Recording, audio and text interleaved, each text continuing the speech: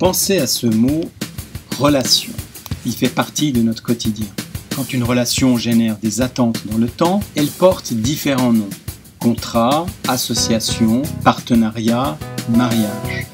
Et quand ces relations se terminent, on désire se séparer. Cette séparation entraîne souvent un long processus, épuisant et douloureux, le conflit ou le litige. Entrer dans un processus judiciaire est synonyme de guerre, où l'objectif de chacune des parties est la victoire. Prenons l'exemple classique d'un divorce. Un processus qui a d'une part un mari émotionnellement angoissé et un avocat armé pour protéger son client, et de l'autre, une épouse émotionnellement angoissée et un avocat également armé pour protéger sa cliente. Au centre de ce conflit, une dispute sur les fruits de cette relation. Un patrimoine, une pension et le plus précieux trésor, les enfants. Et pour compléter ce scénario, un juge qui, malgré la meilleure préparation, ne connaît pas les personnes concernées ni les particularités de chaque famille. De lui dépend la grande responsabilité de décider sur le destin de tous. Le résultat, tout le monde y perd.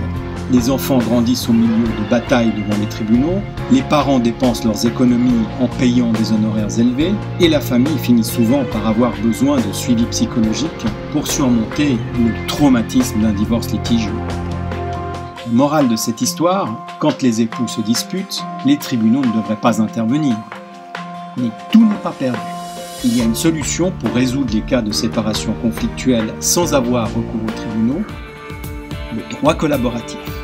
C'est une méthode qui transforme un processus de séparation en une expérience plus humaine, centrée seulement sur l'objectif du processus pour le bénéfice de tous. Le désaccord se résout par une approche collaborative pluridisciplinaire. Dans un divorce collaboratif, on trouve le scénario suivant.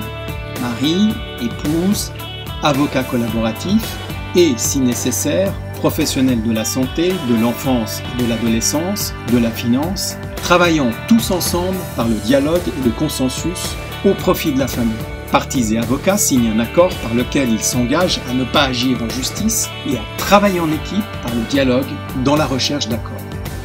C'est une relation où chacun est gagnant. Le processus est plus rapide, plus économique, permet le dialogue entre les parties, est plus humain et désencombre les tribunaux.